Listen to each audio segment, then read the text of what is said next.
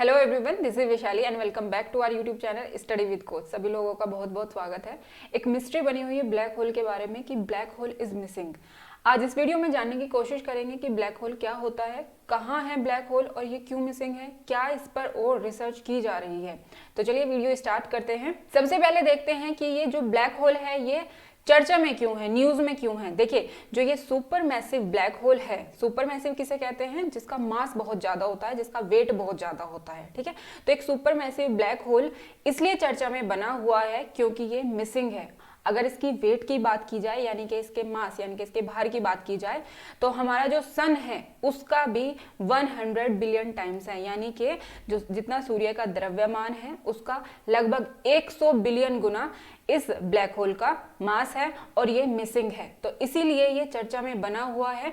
यहाँ तक कि जो हमारे एस्ट्रोनॉमर है पता लगाने की कोशिश कर रहे हैं कि ये ब्लैक होल कहाँ पर है। ठीक है, जो साइंटिस्ट हैं वो इसकी खोज कर रहे हैं और जो नासा का चंद्रा एक्सरे ऑब्जर्वेटरी है, साथ ही साथ एक हबल स्पेस टेलीस्कोप है, तो इनकी मदद से ये खोज की जा रही है, रिसर्च की जा रही है, जिससे कि हमें पता चल सके कि जो ब्लैक होल मिसिंग हुआ है वो आखिर है कहाँ पर। ठीक है, लेकिन अभी तक इसका कोई भी पता नहीं लगा है कि जो ब्लैक होल है वो कहाँ पर मिस हुआ है, कहाँ पर है, लेकिन अभी भी इसकी जो रिसर्च है वो जारी है। आइए अब डिस्कस कर लेते हैं कि ये कहाँ पर होने का इसका अनुमान लगाया जा रहा है, where is it suppose to B.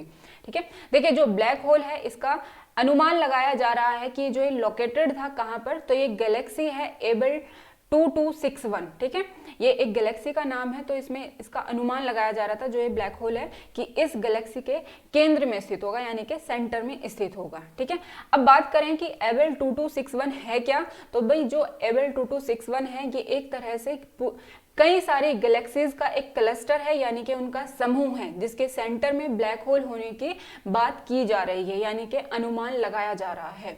अगर इस गैलेक्सी की बात करें एबल 2261, तो ये हमारी पृथ्वी से, यानी कि जो हमारी पृथ्वी है, अर्थ है, उससे कितना दूर है, तो भाई 2.7 बिलियन लाइट ईयर्स इससे दूर है। पृथ्वी से 2.7 बिलियन प्रकाश वर्ष की दूरी पर स्थित है एबल 2261, जहां पर ब्लैक होल होने का अनुमान लगाया जा रहा है।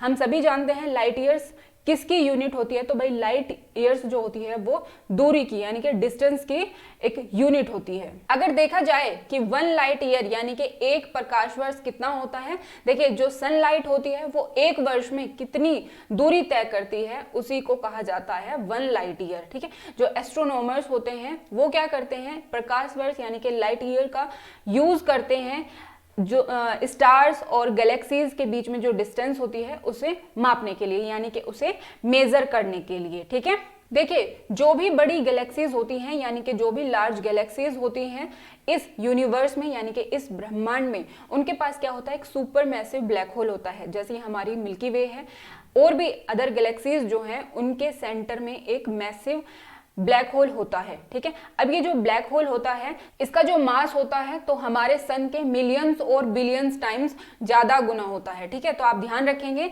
कि जो ब्लैक होल होता है वो हर एक बड़ी गैलेक्सी में पाया जाता है और सेंटर में पाया जाता है। ठीक है, अगर हम अपनी मिल्की वे गैलेक्सी के बारे में बात करें तो हमारी जो गैलेक्सी है मिल्की वे, जिसे हम दुग्ध गंगा भी कहते हैं, ठीक है, तो उसका जो ब्लैक होल है उसका क्या नाम दिया गया है, सैगिटेरियस ए।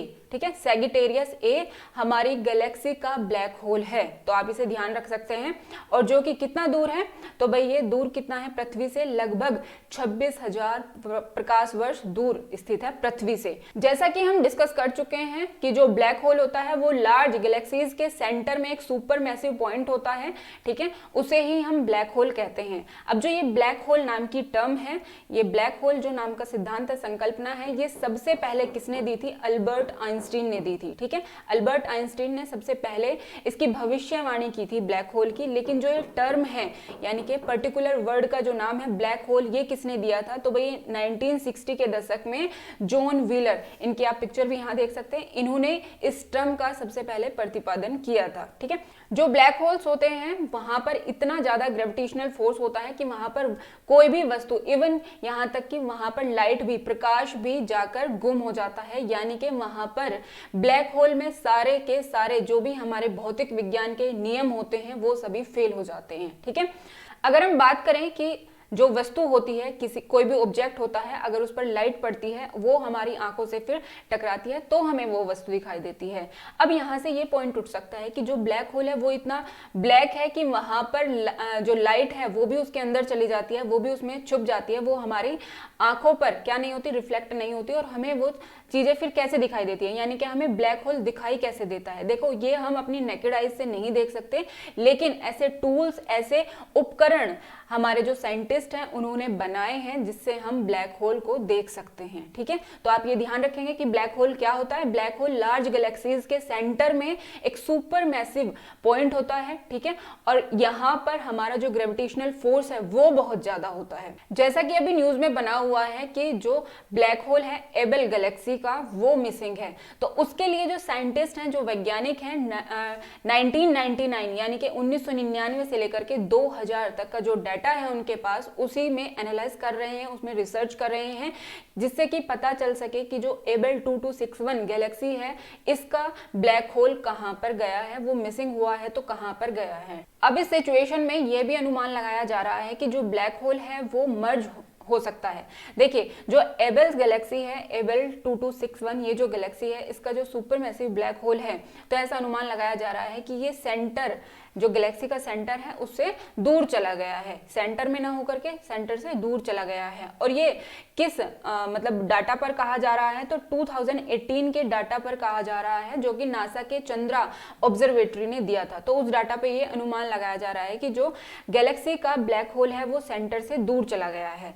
साथ ही ऐसा भी हो सकता है कि जो दो छोटी आकाश गंगाएं होती हैं यानी कि गैलेक्सीज हैं, उनके कारण, उनके मर्ज होने से एक बड़ी गैलेक्सी बनी होगी, जिससे कि जो दो ब्लैक होल है उनका मर्ज होकर के एक ब्लैक होल बना होगा। तो ऐसा भी अनुमान लगाया जा रहा है, जिससे कि जो ब्लैक होल है वो नजर नहीं आ रहा है। इस सिचुएशन में एक और सिद्धांत सामने निकल कर आता है, वो क्या है, रिकॉइलिंग ब्लैक होल्स। देखिए जो रिकॉइलिंग ब्लैक होल्स है ये नई टर्म है, तो आप इसे ध्यान रखेंगे, रिकॉइलिंग ब्लैक होल्स। इसमें होता क्या है, इसमें होता ये है कि जब दो ब्लैक होल्स मर्ज होते हैं तो क्या होता है, जब दो ब्लैक होल मर्ज होते हैं तो भाई वो ग्रेविटेशनल वेव्स उत्पन्न करते हैं, यानी कि ग्रेविटेशनल वेव्स जो हैं वहां से इमर्ज होती हैं। ठीक है, अब जो ग्रेविटेशनल वेव्स हैं इनका जो हमें पता चला था 2015 में, हमें पता चला था ग्रेविटेशनल वेव्स के बारे में। ठीक है, साथ ही अगर मैं बता दूं कि जो दो ब्लैक होल होते हैं वो आपस में मर्ज होते हैं, तब ग्रेविटेशनल वेव्स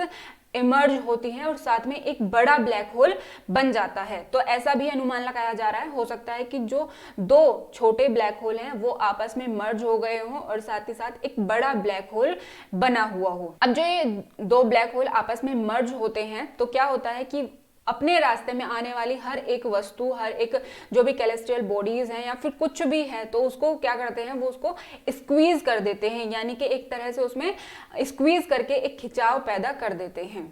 इस मर्जर के दौरान होता क्या है कि amounts of wave generated in one direction is stronger then other, यानी कि क्या कहने का मतलब है, मतलब ये है कि जो अमाउंट्स ऑफ वेव्स होती हैं, यानी कि जब दो छोटे ब्लैक होल आपस में मर्ज होते हैं तो उनसे जो वेव जनरेट होती है, तो भाई वो होता क्या है कि एक डायरेक्शन में ज्यादा वेव जनरेट होती है, एक डायरेक्शन में कम वेव जनरेट होती है।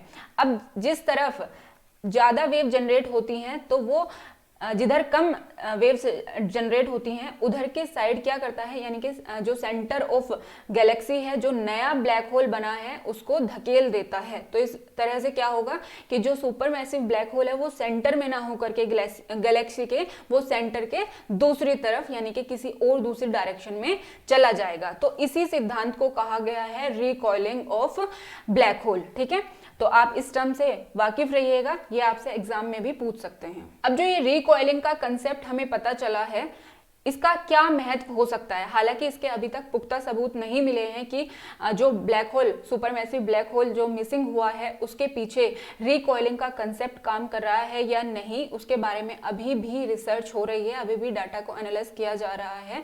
लेकिन अगर ऐसा होता है, अगर हमें बाद में पता चलता है कि इसके पीछे जो हमारा सुपरमैसिव ब्लैक होल मिसिंग है उसके पीछे रिकॉइलिंग का कंसेप्ट काम कर रहा है, तो हम ये जान सकते हैं कि जो ब्लैक होल होते हैं वो आपस में मर्ज कैसे होते हैं और साथ ही साथ कि ग्रेविटेशनल जो वेव्स होती हैं वो कैसे इमर्ज होती हैं यानी कि उत्पन्न होती हैं। तो फ्रेंड्स इस वीडियो में इतना ही। आई होप आपको वीडियो पसंद आई होगी, तो प्लीज वीडियो को लाइक जरूर कीजिएगा, शेयर जरूर कीजिएगा। जो चैनल पर नए हैं तो चैनल को सब्सक्राइब करके बेल आइकन का बटन जरूर प्रेस कर लीजिएगा। Thank you so much.